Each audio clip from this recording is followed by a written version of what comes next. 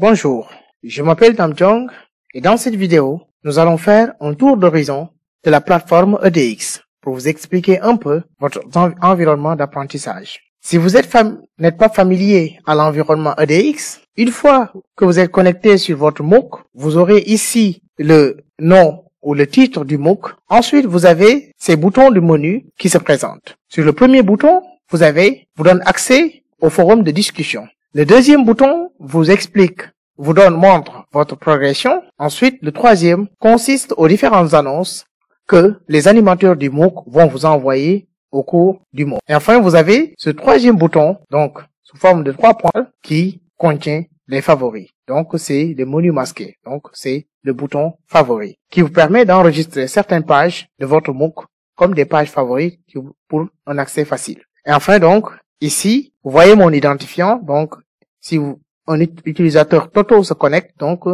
on aura ici l'identifiant des utilisateurs à la place ici. Ensuite, nous avons un panneau latéral sur lequel maintenant vous avez l'image descriptive de présentation du cours. Ensuite, les informations de démarrage sur le redatage du cours. Et maintenant, vous avez ici le nom du module du MOOC et maintenant des informations par rapport au MOOC. Et enfin, donc, vous avez ici aussi la barre de progression qui montre maintenant votre progression globale à travers le MOOC. Nous avons maintenant sur la page principale le plan du MOOC avec les différents modules. Et donc, pour dérouler les contenus des modules, il suffit de cliquer dessus. Et maintenant, si vous avez le symbole moins, si vous cliquez dessus pour maintenant replier les éléments du module. Nous avons dans cette zone principale prendre par exemple le module 3 pour essayer d'entrer un peu en détail sur son contenu. Si vous cliquez sur le symbole plus du module 3, il vous affiche maintenant une section variables et types de données. Donc, dans ce module, nous allons parler des variables, des constantes et des types de données simples. Si je clique ici sur cette section, donc j'ai les différentes unités de cette section, les différentes pages, en commençant par la présentation des variables et constantes.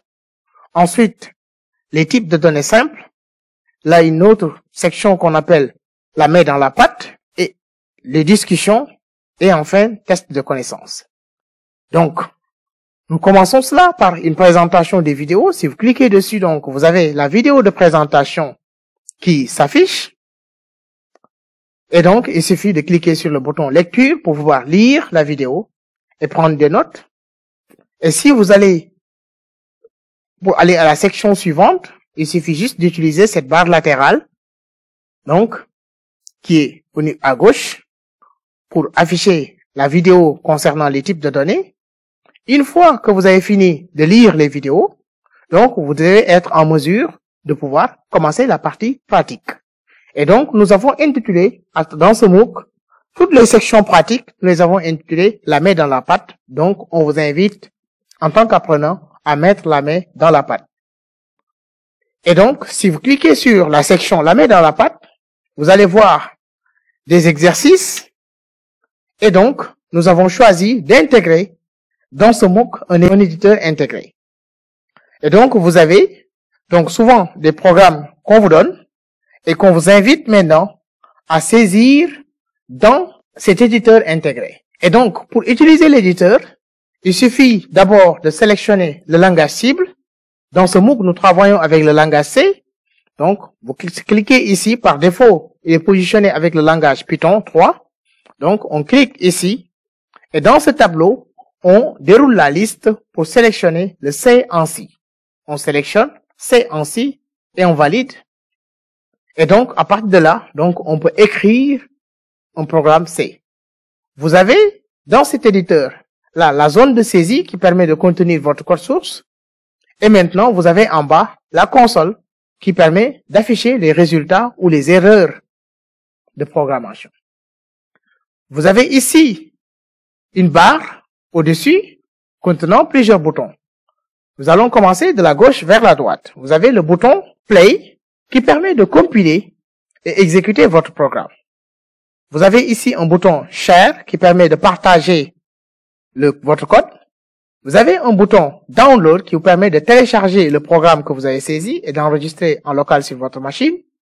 Mais aussi, nous avons un bouton qui vous permet d'ouvrir un programme qui est stocké dans notre machine vers maintenant l'éditeur.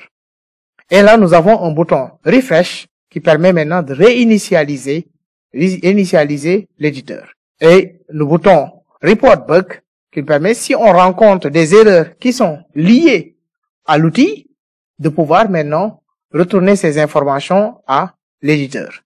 Et nous avons ici, là, un bouton Settings qui nous permet maintenant de personnaliser notre environnement de programmation. Pour tester cela, on peut faire ceci. Là, studio.h, on peut faire un int main et on met ici printf bonjour la communauté Reamok. Et maintenant, on a fini notre programme, on met un return 0. Et maintenant, pour tester notre programme, il suffit de cliquer sur le bouton play. Et là, vous avez le message donc qui s'affiche ici. Et maintenant, si je veux partager avec d'autres, je clique sur le bouton charge. Si je veux télécharger cela, je clique sur le bouton download. Et là, donc, vous aurez le code qui sera téléchargé. Si je veux ouvrir maintenant un autre fichier qui est enregistré sur mon ordinateur, je clique ici. L'explorateur du fichier s'ouvre. Je sélectionne, par exemple, des documents qui sont présents. Et maintenant, je les ouvre. En gros, vous avez maintenant une utilisation, un outil simple. Maintenant, au besoin, on fera une autre vidéo qui vous montrera comment maintenant mettre en place un environnement de développement en langage C en local sur votre ordinateur. Une fois que vous avez fini maintenant de faire les exercices, donc, on vous donne aussi, dans certains cas, on vous invite à venir discuter de certains résultats des exercices dans les espaces de discussion ou les forums. Et donc, vous pouvez venir ici, présenter les résultats que vous avez vus ou bien les difficultés et interagir avec d'autres apprenants et aussi des animateurs du MOOC. Et enfin, donc pour finir, vous avez maintenant, là, à la fin de chaque section, des tests de connaissances, donc qui permet maintenant de vérifier si vous avez bien assimilé cette partie du MOOC. Donc ainsi termine cette vidéo. Donc, mais avant cela, nous allons vous montrer donc la partie évaluation finale. Et il faut faire attention avec ces évaluations parce que ils seront pris en compte dans la validation du MOOC. Et donc, les évaluations de fin de section représentent de façon globale 30% de la note finale. Et l'examen final qui est ici, une fois que vous aurez fini les 6 semaines, l'examen final vous sera activé. Et donc, vous pourrez faire cette évaluation finale. Donc, vous pourrez faire cette évaluation finale. Et donc, pour cela, vous aurez maintenant qui va compter globalement 70% de la note finale. Et donc, si vous accumulez 30% des évaluations de fin de section et 70% de l'évaluation finale, vous allez vous retrouver avec une note finale 100% pour pouvoir valider ce MOOC. Et donc, la note requise pour valider ce MOOC correspond à 80%. Celui qui, à 100%, donc, va se retrouver avec une note très excellente. Donc, ainsi, nous terminons cette présentation et nous vous souhaitons un très bon MOOC et une très bonne période d'apprentissage. Merci et à bientôt.